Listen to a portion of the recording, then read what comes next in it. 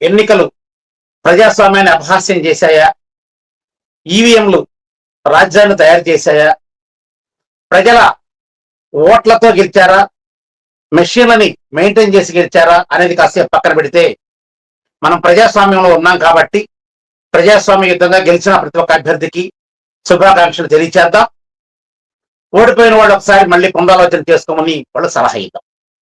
ముఖ్యంగా తమిళనాడులో 12 నెలల క్రితం పార్టీ స్థాపించి అతి తక్కువ కాలంలోనే రాష్ట్ర ప్రజల మన్ననలు చూరగొని ముఖ్యమంత్రి పీఠాన్ని అధిరోహించబోతున్నటువంటి జోసెఫ్ విజయ్, దళపతి జోసెఫ్ విజయ్ ప్రత్యేకించి ధన్యవాదాలు. అంటే చాలా మంది ఈ జోసెఫ్ అనడంతో ఇతను షెడ్యూల్డ్ క్యాస్ట్ అనుకుంటున్నారు. But he's belongs to Brahmin. వాళ్ళ నాన్నగారు బ్రాహ్మణ్, వాళ్ళ అమ్మగారు షెడ్యూల్డ్ క్యాస్ట్. కాబట్టి he's belongs to Brahmin, but he was converted to Christian. అంటే ఎందుకు ఈ మాట చెప్పానంటే, హీ వాస్ బ్రాహ్మణ్ అని ఎక్కడ వీడు రఘురామకృష్ణరాజు కూడా బయలుదేరి చెన్నై పోయి ఆ విజయ్కి క్యాస్ట్ సర్టిఫికేట్ రద్దు చేయండి, అతను జోసఫ్ అని ఉంది కాబట్టి అతను క్రిస్టియను, అతను క్యాస్ట్ సర్టిఫికేట్ ఇమీడియట్ గా రద్దు చేయండి, అతను ఎస్సీ కాన్స్టిట్యున్సీలో పోటీ చేసి ఉంటాడు, అది కూడా రద్దు చేయండి, అతను తీసేయండి అని చెప్పి ఈ రఘురామకృష్ణరాజు కూడా పరిగెత్తుకుంటాడు, పోతాడు. అందుకని నేను వాడి కోసమే చెప్తున్నాను. ముందుగా ఆయన ఓసి, అతను కన్వర్ట్ అవ్వచ్చు, కన్వర్ట్ అయినా అతను కులం మారదు, అతను మతం మారిన కులం మారదు, ఏం మారినా ఏం మారదు. ఒక మాలామాది కూడా అయితే మాత్రం వాళ్ళకి మతం మారే హక్కు, మతం మారినా కూడా ఎస్సీ హోదా అనిపించే హక్కు భారతదేశంలో కోల్పోయింది ఒక్క మాలామాది కూడా మాత్రమే. ఇక్కడ మాక్సిమం అన్ని రాష్ట్రాల్లో బీజేపీదే హవా సాగింది అనడంలో ఆశ్చర్యం లేదు. తమిళనాడులో బీజేపీ లేదు కాబట్టి అక్కడ స్టాలిన్ పార్లమెంట్ లో ఏ బిల్లు పెట్టినా మొట్టమొదటిసారి వ్యతిరేకిస్తుంది తమిళనాడు నుంచి స్టాలిన్ గవర్నమెంట్ మాత్రమే, డిఎంకే మాత్రమే. బీజేపీ పెట్టే ప్రతి ఒక్క బిల్లును వ్యతిరేకిస్తున్నారు. కాబట్టి తమిళనాడులో బీజేపీ గవర్నమెంట్ దించాలి అని, తమిళనాడులో స్టాలిన్ గవర్నమెంట్ దించాలి అని బీజేపీ కంకణం కట్టుకుంది. బీజేపీ గవర్నమెంట్ దించేసే దానిలో స్టాలిన్ డిఎంకే గవర్నమెంట్ దించేసే దానిలో ప్రధాన పాత్ర బీజేపీ పోషించింది. విజయ్ని గెలిపించడం కోసం బీజేపీ తన వంతు ప్రయత్నం చేసింది అని అనడంలో మాత్రం ఆశ్చర్యం లేదు. ఈ మధ్య ఒక 6 నెలల క్రితం సినిమా హీరోయిన్ త్రిష అమిత్ షాతో భేటీ అవ్వడం, అత్యంత రహస్యంగా దాదాపు 3 గంటల పాటు చర్చలు జరపడం జరిగింది. అక్కడ నుండి వచ్చిన తర్వాత విజయ్ తోటి త్రిష రాజకీయంగా పాల్గొనడం కావచ్చు, తనతోటే ఉండడం, రాజకీయంగా తనకు అన్ని సలహాలు సూచనలు ఇవ్వడం, ఈ రోజు తెలిసిన వెంటనే తిరుమలకి వెళ్ళి దర్శనం చేసుకోవటం, ఇవన్నీ ఒకసారి మనం పోషంగా చేసుకుంటే డిఎంకేను తప్పించడం కోసం బీజేపీ అన్నటువంటి నాటకంలో విజయ్ తీరాలు చేరాడు అనడం మాత్రం ఆశ్చర్యం కాదు. ఏది ఏమైనా ఇది బీజేపీ గెలిపించింది, ఈవీఎం గెలిపించిందని నేను అనడం లేదు. పార్టీ పెట్టి కష్టపడి ప్రజల మనసులో దోచుకొని ఈరోజు ముఖ్యమంత్రిగా ప్రమాణ స్వీకారం చేయడం సిద్ధమైనటువంటి విజయ్కి మరొకసారి శుభాభినందనలు తెలియజేస్తుంది. ఆంధ్రప్రదేశ్ రాష్ట్రంలో కూడా ఇదే విధంగా మనం రాజకీయం చేయడం మొదలు పెడితే, తమిళనాడు కూడా బ్రాహ్మణ్స్ 3% ఉంటారు, కానీ 12% ఉన్నటువంటి మాలలు రాజకీయం చేయడం మొదలు పెడితే అంత అనూహ్యంగా అధికారం చేతపట్టకపోయినప్పటికీ కూడా అధికారంలో భాగస్వాములు అవ్వడం మాత్రం తథ్యం అని ఇందు మూలంగా మనం చెప్పక తప్పదు. మన చంద్రబాబు నాయుడు గారు నెగేసుకొని తమిళనాడుకు పోయి అధికారం ఉంది కదా అని తమిళనాడులో ప్రచారం చేసి మనకి బీజేపీ రావాల్సిందే, బీజేపీ వస్తేనే ఈ దేశంలో మనలో డబ్బులు ఇచ్చిన సర్కార్ రావాలా, మనం బీజేపీ గెలవాలా, కూటమి అభ్యర్థులను గెలిపించండి అని చెప్పేసి తమిళనాడులో చాలా చోట్ల ప్రచారం చేసి ఆయన వచ్చారు. అక్కడ ఆయన ప్రచారం చేసిన చోట, ఆయన ప్రచారం చేసిన అభ్యర్థులకు ఏ గతి పట్టిందో ఆంధ్రప్రదేశ్ లో 2029లో చంద్రబాబు నాయుడు నిలబెట్టే ప్రతి ఒక్క అభ్యర్థికి అదే గతి పడుతుంది అని ఎంఆర్ఎస్ఎస్ నిర్ద్వంద్వంగా ప్రకటిస్తుంది. రాసి పెట్టుకో చంద్రబాబు, రాసి పెట్టుకో ఆంధ్రదేశమా. 2029లో ఈ రోజు చెన్నైలో, తమిళనాడులో చంద్రబాబు నాయుడు ప్రచారం చేసిన చోట అభ్యర్థులకు ఏ గతి పట్టిందో 2029లో చంద్రబాబు నాయుడు నిలబెట్టే అభ్యర్థులు, చంద్రబాబు నాయుడుతో జతకట్టి నిలబడ్డ అభ్యర్థులు ప్రతి ఒక్కరికి కూడా అదే గతి పడుతుంది. సర్వనాశనం ఖాయం. దానికి నిన్ననే మే 3వ తేదీ 7:30 ఆంధ్రప్రదేశ్ రాష్ట్రంలో ఉండి నియోజకవర్గంలో ఆకవీడు అనేటటువంటి గ్రామంలో పెదపేట మాలపల్లిలో దానికి శంకుస్థాపన కార్యక్రమం జరిగింది. ఇది ఎలా జరిగిందో మీకు కూలంకషంగా వివరించే ప్రయత్నం చేస్తాను నేను. మీరు ఒక్కసారి వినండి.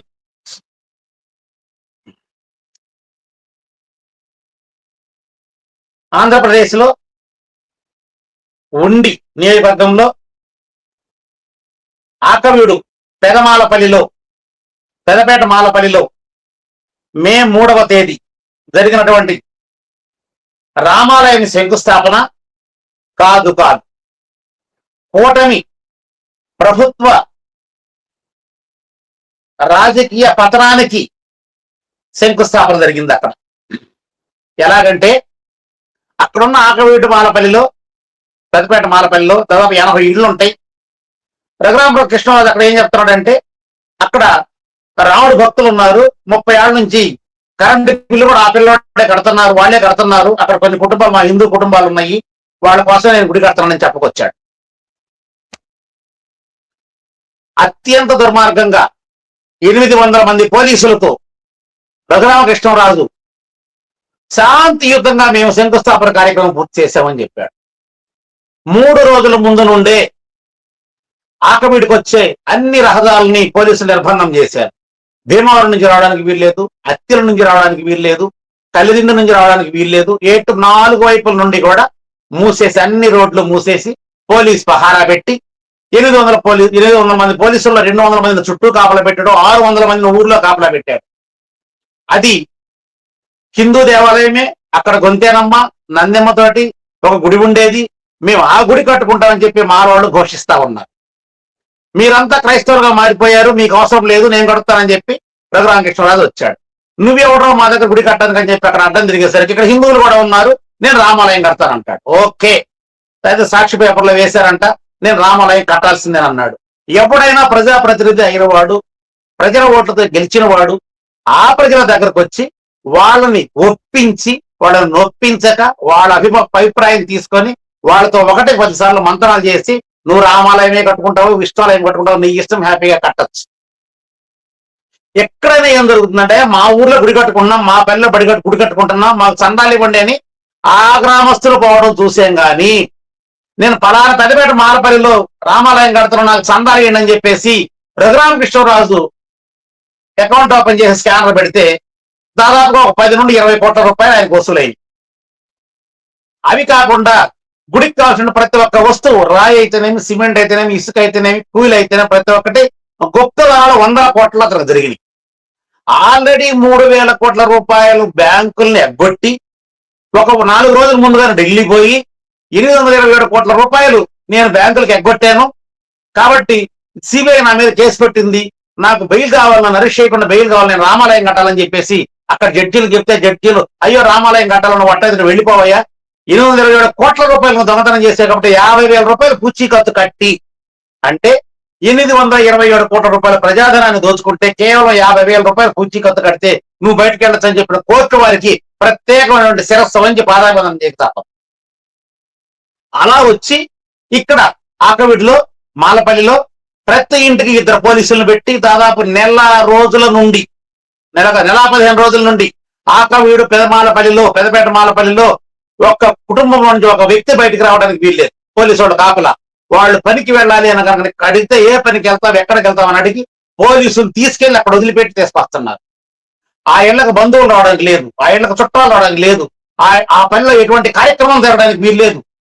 ఇరుగు పొరుగు వాళ్ళు బయటకు వచ్చి కూర్చొని మాట్లాడుకోవడానికి వీల్లేదు, ఒక చోట దుగ్గుకోవడానికి వీల్లేదు. నిన్నటి వరకు నిన్న శంకుస్థాపన జరిగేంత వరకు కూడా ఆకవీడు పెదపేట మాలపల్లిని తలుపులేసి బంధించేసి వాళ్ళు ఆకలైనా, దొడ్డికొచ్చినా, నీళ్లు వచ్చినా, ఒంటెలు వచ్చినా ఇళ్లను పోసుకోమని చెప్పేసి అత్యంత పాశవికంగా, అత్యంత క్రూరంగా రఘురామకృష్ణరాజు ఒక నికృష్టుడు ఆ పల్లెను పరిపాలించాడు. పైగా శాంతియుతంగా రామాలయం కడుతున్నాం, మేము శంకుస్థాపన చేసామని ఒక డబ్బాలు వెతికాడు. సరే, రఘురామకృష్ణరాజు ఒక్క మాట అడుగుతాను, నువ్వు సమాధానం చెప్పగలవా? నిజంగా ఆకవీడులో మాలపల్లిలో రామాలయం కట్టే దగ్గర, మాలపల్లిలో హిందువుల వరకు నువ్వే చెప్పావు, రామాలయానికి కరెంటు బిల్లు కూడా కట్టారు వాళ్ళు 30 సంవత్సరాల నుంచి అని చెప్పావు కదా నువ్వు.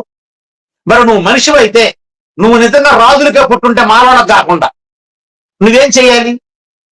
ఎవరైతే 30 ఏళ్ల నుంచి కరెంటు బిల్లు కట్టాడో ఆ హిందూ రామభక్తుని తీసుకొచ్చి, మానవుడైన తీసుకొచ్చి వాళ్ళ కుటుంబాన్ని అక్కడ కూర్చోబెట్టి, మాలపల్లిలో కట్టే రామాలయం కాబట్టి వాళ్ళతో నువ్వు భూమి పూజ చేయించి ఉండాలి. చేయించావా? మా మాలపల్లిలో రామాలయం నువ్వు కడతా, నీ భార్యతో తీసుకొచ్చి నువ్వు అక్కడ కూర్చొని నువ్వు పూజ ఎట్ట చేస్తావు? నువ్వు మానవుడికి పుట్టావా? మాలపల్లిలో కట్టే గుడికి పూజ చేయ, మానవుడు పూజ చేయాలి. మాకు హిందువులు ఉన్నారన్నావు కదా, అంటే మానవుడు పూజకు పనికిరాడు. మానవుడు గుడి కట్టే దగ్గర శంకుస్థాపన పూజకు పనికిరాడు. కానీ మాలపల్లిలో మాత్రం నువ్వు గుడి కట్టాలి. అది నీ సమాధి, నీ రాజకీయ భవిష్యత్తుకు సమాధి, నీ కూటమి ప్రభుత్వ భవిష్యత్తుకు సమాధి అని తెలియదా? చంద్రబాబు నాయుడు తెలివి ఏంటయ్యా అంటే, ఇదంతా రఘురామకృష్ణరాజు కూడా చేస్తాడు కాబట్టి ఎలక్షన్లకు 1 సంవత్సరం ముందు రఘురామకృష్ణరాజుని సస్పెండ్ చేసేసి, అసలు అతనికి మాకు సంబంధం లేదు, మేము పెద్ద గొప్పవాళ్ళమి, మేము పతివ్రత శిరోమండలం అని చెబితే ఆంధ్రప్రదేశ్ రాష్ట్రంలో మళ్ళీ అందరూ మారామాదిగలు మర్చిపోయి ఓట్లేస్తారు అని చెప్పి చంద్రబాబు నాయుడు యొక్క ఎత్తుగడ, డైరెక్షన్, స్క్రీన్ ప్లే, కథ మొత్తం నడిపింది చంద్రబాబు నాయుడు, పవన్ కళ్యాణ్. ఆయన ముక్కు ఆపరేషన్ చేసుకుని అక్కడ కూర్చున్నా, ఈయన అమరావతిలో కూర్చున్నా, రఘురామకృష్ణరాజు అక్కడ యాక్షన్ చేస్తున్నా. కేవలం ఇది కూటమి నాటి నాటకం, కూటమి నాటి కథా, స్క్రిప్ట్, డైరెక్షన్ మొత్తం మీరునని చెప్పి ప్రజలందరికీ తెలుసు. ఒక రఘురామకృష్ణరాజు అనేవాడు ఒక్కడెక్కడ విక్టిమ్ కాదు. రఘురామకృష్ణరాజు కేవలం ఆటలో కేతిరాడు లాంటి వాడు మాత్రం ఆడించారు అతనితోటి. అతను తీసేసి మా ఓట్లు రేపు ఓట్లు మాకే వేయండి, మేము వచ్చి మేము పోడుస్తామని చెప్పడానికి. నిన్న కృష్ణమాదిగా ఎక్కడో ప్రెస్ మీట్ పెట్టి భీమవరంలోనే ఎక్కడో, నేను చంద్రబాబు నాయుడు కాడ అపాయింట్మెంట్ తీసుకొని చంద్రబాబు నాయుడు కాడకి వెళ్ళి ఆయన అడుగుతాడంట, ఆ పెద్దపేటలో మాలపల్లిలో మాలవాళ్ళకి ఇబ్బంది జరుగుతుంది, రఘురామకృష్ణరాజు ఆడవాళ్ళని ఖండించండి అని. అరే తిక్కలోడా కృష్ణమాదిగా, చంద్రబాబు నాయుడు ఆడిస్తాడు నీకు తెలియదా? నువ్వేదో పెద్ద పోటుగాళ్ళకి వచ్చి మాకు చెప్పడానికి ఈ ఆట చంద్రబాబు నాయుడు తెలియదా?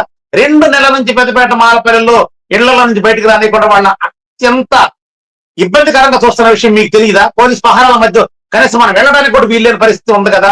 అక్కడ 3 సార్లు మేము పోయి వెనక్కి వచ్చాం, లోపలికి వెళ్ళడానికి లేదు, మాట్లాడడానికి వీలు లేదు, మీరు వెళ్ళి కలవడానికి వీలు లేదు, 3 సార్లు వెళ్ళి వెనక్కి వచ్చాం. ఆ విషయం నీకు తెలియదా? అక్కడ పోలీసు రాజ్యం వెళ్తుందని నీకు తెలియదా? జిల్లా కలెక్టర్, జిల్లా ఎస్పీ గారు, రెవెన్యూ సిబ్బంది, మండల అధికారులు అయితేనే, పోలీసు అధికారులు అయితే మొత్తం రఘురామకృష్ణరాజు ఏది చెప్తే అది రాయండి, అధిక పర్మిషన్ ఇవ్వండి, సంతకాలు పెట్టండి, పెట్టేయడమే. దేనికి పర్మిషన్ ఇస్తున్నాం, ఎందుకు ఇస్తున్నాం అనేది కూడా చూసే ఇది లేదు. హైకోర్టు క్లియర్ గా అన్ని అనుమతులు తీసుకునేంత వరకు ఎటువంటి పనులు మొదలు పెట్టద్దంటే, తీసుకున్నాము, ఇదిగో మా అనుమతులు, ఇదిగో మాకు పని పెట్టడానికి అనుమతి ఇవ్వండి హైకోర్టు అడగాల్సిన బాధ్యత డిప్యూటీ స్పీకర్ గా ఉండదా? అడగకుండానే అన్ని అనుమతులు వచ్చేసి మేము మొదలు పెట్టాం, శంకుస్థాపన చేసామని చెప్పేసి. అంటే అధికారం ఉంది కదా అనే కండ కావడంతో, అధికారం ఉంది కదా, అధికార దర్పం కళ్ళకు అడ్డం పడి, అధికారం మదం కళ్ళకు అడ్డం పడి కళ్ళు మూసుకుపోయి నీకు ఇష్టం వచ్చినట్టు చేస్తున్నటువంటి రఘురామకృష్ణరాజు, నువ్వు అక్కడ రామాలయానికి ఫౌండేషన్ వేసింది, కూటమి ప్రభుత్వం నాశనానికి ఫౌండేషన్ వేశావు, గుర్తుపెట్టుకో. కాబట్టి నేను చెప్పేది ఏంటంటే, ఆకవీడు పెదపేట మాలపల్లిలో ఉన్నటువంటి మాలలందరూ అత్యంత దుర్భరమైన జీవనం గడుపుతా ఉన్నారు.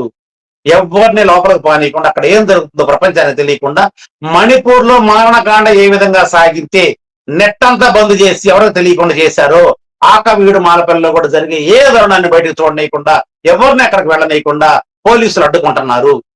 పోలీసు యంత్రాంగం మొత్తం ఆకవీడులో తిష్ట వేసింది. ఆ విధంగా జరుగుతుంది. కాబట్టి జరిగింది రామాలయం యొక్క శంకుస్థాపన కార్యక్రమం కాదు, కాదు, కాదు.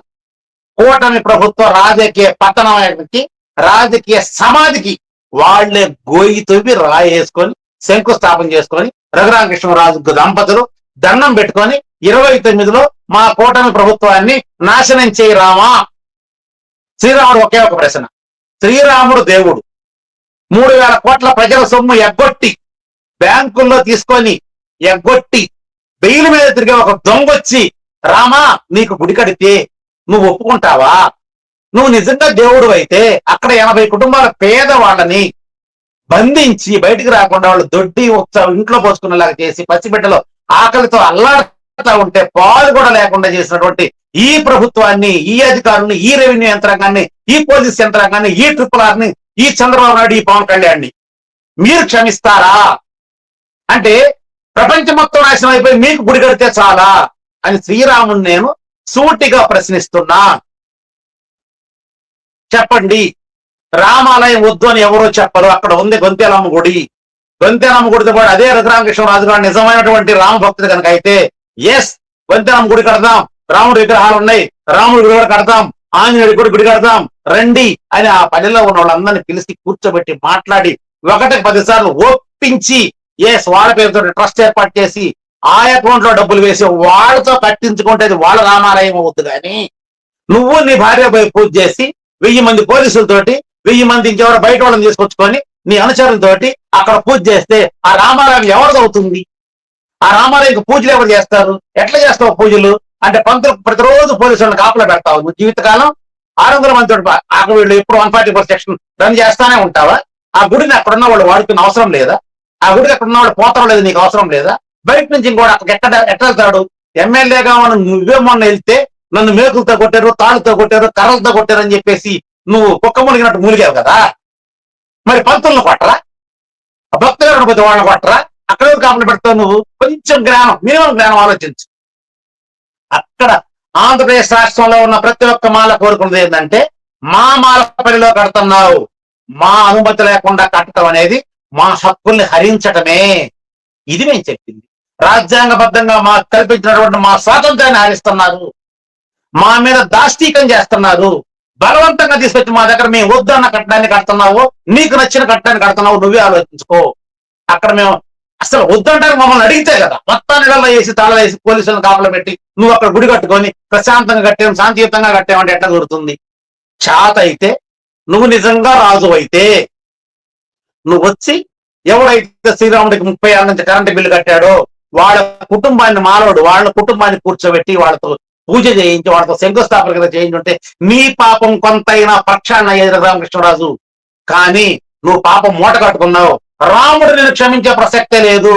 ఆ రోజు రామదాసు గుడి కడితే జైలుకి వెళ్ళడం న్యాయమో అన్యాయమో అందరికి తెలుసు. కానీ ఈ రోజు అక్రమంగా అన్యాయంగా 1000 మంది పోలీసులతోటి 100 కుటుంబాలని మాల కుటుంబాలని నువ్వు ఇబ్బంది పెట్టి వాళ్ళని అరెస్ట్ చేసి ఇంట్లో నుంచి బయటకు రాకుండా వాళ్ళకి తిండి తిప్పలు లేకుండా చేసి గ్రామాన్ని భయభ్రాంతులకు గురి చేసి అధికార మనంతో అధికార యంత్రాంగాన్ని మొత్తాన్ని నీ కంట్రోల్లోకి తీసుకొని నువ్వు చేసిన ఈ పాశవికమైన చర్యని శ్రీరాముడు ఎట్టి పరిస్థితుల్లో క్షమించడు. నిన్ను ఖచ్చితంగా జైలుకు పంపించడం మాత్రం ఖాయం. కూటమి ప్రభుత్వం పతనం అవడం కూడా ఖాయం.